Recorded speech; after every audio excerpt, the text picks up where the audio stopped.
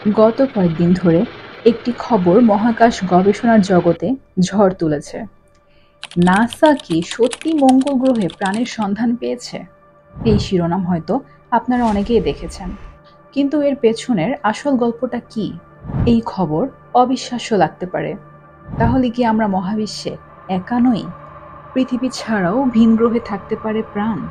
আজকের ভিডিওটিতে আমরা এই আবিষ্কারের গভীরে যাব, দেখব নাসা ঠিক কি খুঁজে পেয়েছে। নাসা সম্প্রতি একটি ঘোষণা দিয়েছে, তারা এমন একটি জিনিসের সন্ধান পেয়েছে যাকে তারা বলছে সম্ভাব্য জৈব চিহ্ন বা পটেনশিয়াল বায়োসিগনেচার। এই চাঞ্চল্যকর আবিষ্কারটি করা হয়েছে মঙ্গলের জেজেরো ক্রেটারে, যেখানে পার্সিভিয়ারেন্স রোভার গত ৩ বছর ধরে অনুসন্ধান চালাচ্ছে। মঙ্গলে এত জায়গা থাকতে পার্সিভিয়ারেন্স রোভার ঠিক এই জায়গাটায় কেন অনুসন্ধান চালাচ্ছে? আজ থেকে প্রায় ৩৫০ কোটি বছর আগে এই জায়গাটাতে একটি বিশাল হ্রদ ছিল বলে বিজ্ঞানীরা ধারণা করেন। আমরা জানি পৃথিবীতে জীবনের উদ্ভব হয়েছে জলেই, তাই বিজ্ঞানীরা এই জেজেরো ক্রেটারেই রোভারটি পাঠিয়েছিলেন। মূল আবিষ্কারটি এসেছে শেয়াবা ফলস নামের একটি পাথরের নমুনা থেকে। এই পাথরের মধ্যে বিজ্ঞানীরা এক অদ্ভুত গঠন খুঁজে পেয়েছেন, যার নাম দেওয়া হয়েছে চিতাবাঘের ছোপ। এই ছোপগুলো মূলত গাঢ় রঙের ছোট ছোট বিন্দু, যা একটি হালকা রঙের ব্যাকগ্রাউন্ডে ফোটা ফোটা দাগ দিয়ে ছড়িয়ে আছে। দেখতে অনেকটা চিতাবাঘের গায়ের ছোপের মতো। নাসার বিজ্ঞানীরা যখন এই ছোপগুলোকে বিশ্লেষণ করেন, তখন তারা দুটি বিশেষ জিনিস খুঁজে পান: অর্গানিক বা জৈব অণু। আমাদের শরীরের প্রতিটি কোষ, ডিএনএ, প্রোটিন সবই জৈব অণু দ্বারা গঠিত। মঙ্গলের পাথরে এমন জটিল জৈব অণুর উপস্থিতি সত্যি আশ্চর্যজনক। এই জৈব অণুগুলোর সাথে এমন কিছু খনিজ পাওয়া গেছে, যেমন ভিভিয়ানাইট এবং ব্রেগাইট, যা পৃথিবীতে ব্যাকটেরিয়া জাতীয় অণুজীবের উপস্থিতিতেই তৈরি হয়। পৃথিবীতে ভিভিয়ানাইট সাধারণত এমন পরিবেশে তৈরি হয় যেখানে প্রচুর জৈব পদার্থ পচতে শুরু করেছে। অন্যদিকে কিছু বিশেষ অণুজীব যখন সালফেট ব্যবহার করে নিজেদের জন্য শক্তি উৎপাদন করে, তখন তৈরি হয় গ্রেগিয়ানাইট। মঙ্গল গ্রহে এই দুটি জিনিসের একসাথে উপস্থিতি বিজ্ঞানীদের কৌতূহলকে উস্কে দিয়েছে।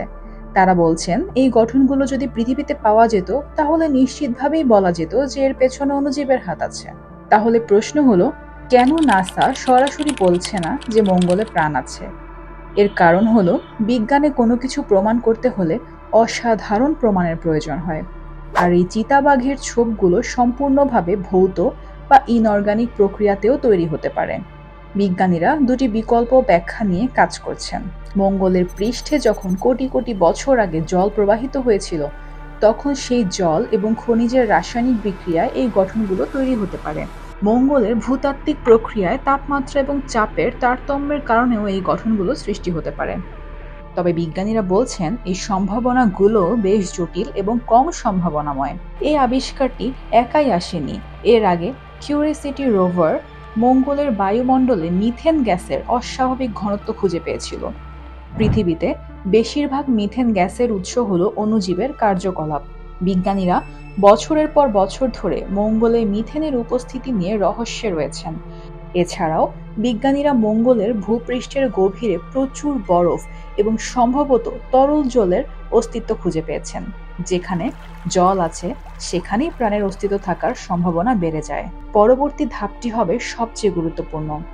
মার্স স্যাম্পল রিটার্ন মিশন নামের একটি ঐতিহাসিক প্রকল্পের মাধ্যমে পার্সিভিয়ারেন্স রোভারের সংগ্রহ করা নমুনাগুলো ২০৩০ সালের দিকে পৃথিবীতে ফিরিয়ে আনা হবে। পৃথিবীর অত্যন্ত সংবেদনশীল ল্যাবরেটরিতে এই পাথরগুলো পরীক্ষা করা হবে, যা থেকে আমরা এই চিতাবাঘের ছোপের আসল রহস্য জানতে পারব। যদি ল্যাবের পরীক্ষায় প্রমাণিত হয় যে এই গঠনগুলো সত্যি অণুজীবের কারণে তৈরি হয়েছে, তাহলে এর প্রভাব হবে সুদূর প্রসারী। আমরা একা নই। এটি প্রমাণ করবে যে মহাবিশ্বের অন্য কোথাও জীবন থাকতে পারে। ভবিষ্যতে যদি মঙ্গলে মানব বসতি স্থাপনের পরিকল্পনা হয়, তাহলে সেখানে বিদ্যমান অণুজীবের সঙ্গে আমাদের সম্পর্ক কেমন হবে তা নিয়ে নতুন করে ভাবতে হবে।